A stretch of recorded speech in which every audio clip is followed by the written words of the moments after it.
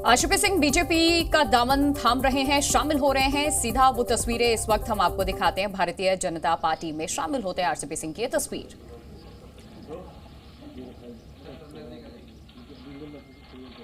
तो RCP Singh BJP में शामिल, और पहले से ही देखिए ये कयास लगाए जा रहे थे। जिस तरीके से बिहार की राजनीति को भी बार बार देखा जा रहा था और मुखर होकर के लगातार सवाल खड़े कर रहे थे मौजूदा सरकार पर, तो अब बीजेपी में शामिल हुए आरसीपी सिंह, जिसके कयास काफी लंबे वक्त से लगाए जा रहे थे।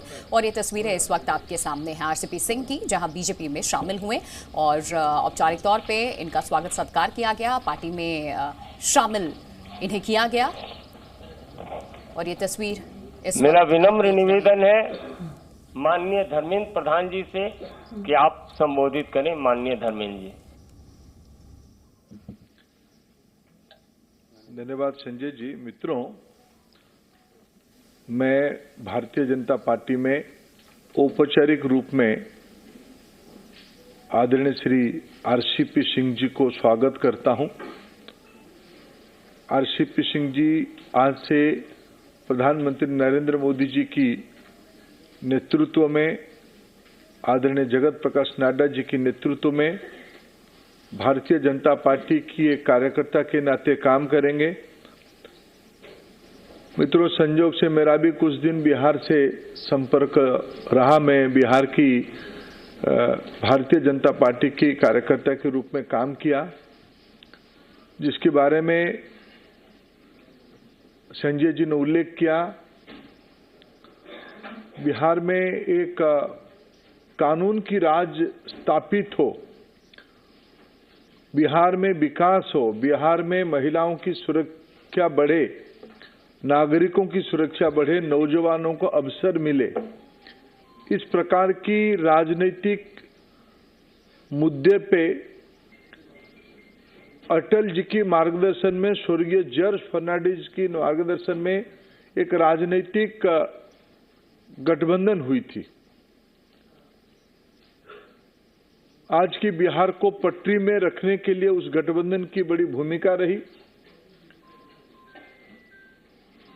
कई दिनों तक हम लोगों ने उस एक्सपेरिमेंट को चलाया, लेकिन उस एक्सपेरिमेंट को अपने निहित राजनीतिक उद्देश्य से, अपने निजी राजनीतिक एम्बिशन को चरितार्थ करने के लिए बिहार की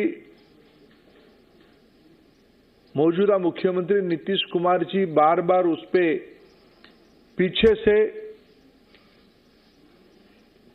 छुराघात करते रहे। तभी जब हम काम इकट्ठा करते थे, हम रामचंद्र बाबू जी से बातचीत भी करते थे।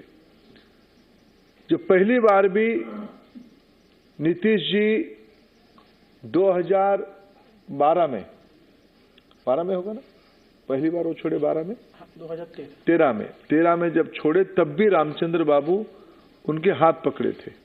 ये बिहार की मैंडेट नहीं था। बिहार की विकास चाहिए, बिहार की के अंदर सुशासन चाहिए, लेकिन अपने राजनीतिक मर्यादा में रहते हुए उन्होंने उसको संभालने का कोशिश किया था। दोबारा उस राजनीतिक मैंडेट को पुनः प्रतिष्ठित करने के लिए उन्होंने काम किया।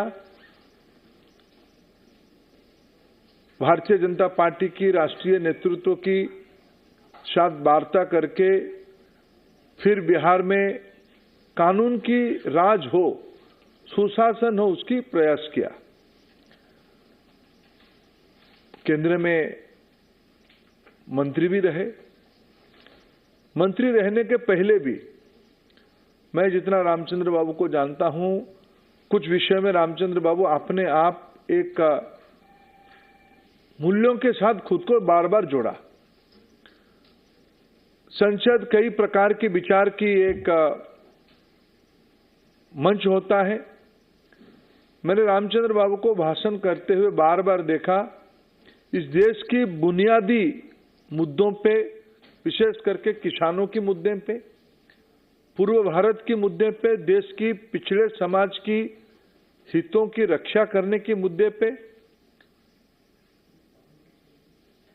और राष्ट्रीय स्तर पे सरदार वल्लभ भाई पटेल की अस्मिता के बारे में कभी बात हो, कभी भी चर्चा हो, उसमें रामचंद्र बाबू मुखर होते थे। उस समय में वो दल नहीं दिखते थे। जी न्यूज़।